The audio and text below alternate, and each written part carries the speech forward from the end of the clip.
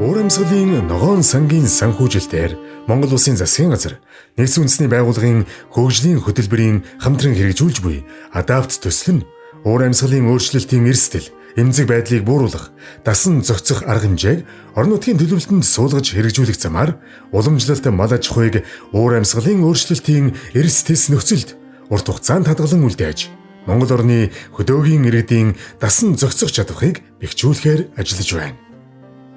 Монгол малчид уур амьсгалын өөрчлөлтийг хэрхэн тэсвэртэйгээр даван туулж, тогтвортой ирээдүйг бүтээж буй талаар малчин Сүхбатын түүх өгүүлнэ.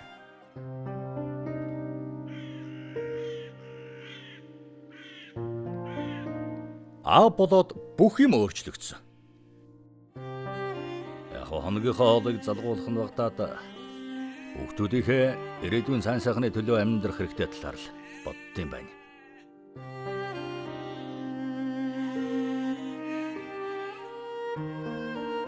Малчин Сүхбат гэдэг хүн байна. Уул усандаа 5 дахь үедээ мал маллаад амьдарч байгаа жирийн нэг малчин ардын төлөөлөл хүн байна би.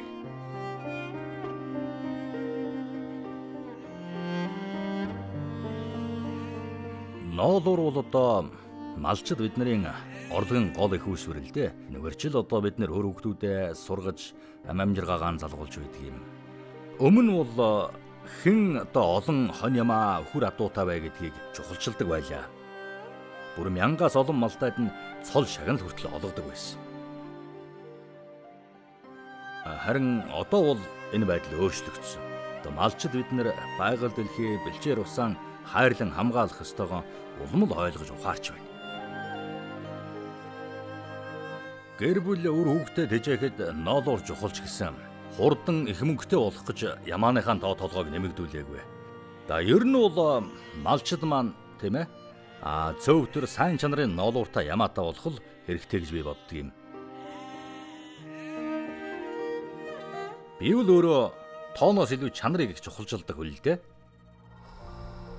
Ер нь бол одоо манай нүүдэлчин малчдын тийм ээ уламжилт мал маллах аргаас одоо бидэнд өгдөөцөөс маань өвлөгж ирсэн олон сайхан зүйл байна шүү дээ. Манай Монгол мал бол ер нь л тэгээд өргөн уудам сайхан бэлчээртэй таваараа эдээшилж өнгөрүүлдэг.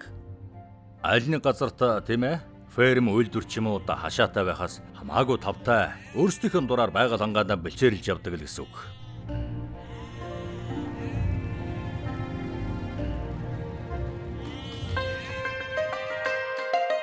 Нүүдэлчин малчид бидний амьдралд 4 үйлрэл хамаатай.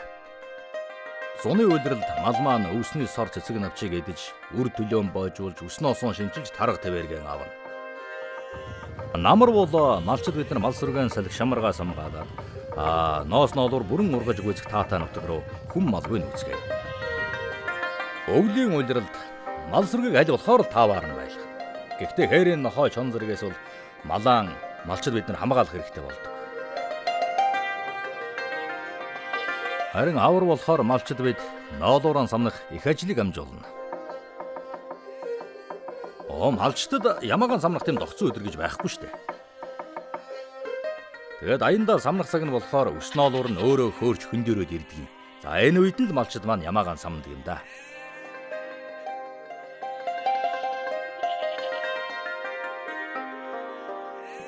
Өөрчлөлт хэрэгтэй гэдгийг бол одоо Монголын ихэнх малчид ойлгож байгаа.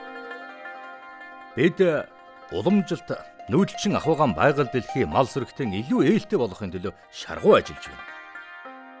Ноолуурын эрэлт хэрэгцээ өсөж байгаа энэ цаг үе бол бидний хувьд маш чухал үе.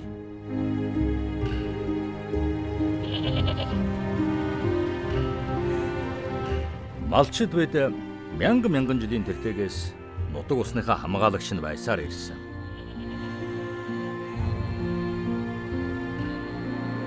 Энийг зөвхөн малчид төдийгүй. Ачцээ өөр хүүхдүүдтэй илүү сайхан ирээдүйг үлдээхийн төлөө хичээх нь миний үүрэг гэж боддог.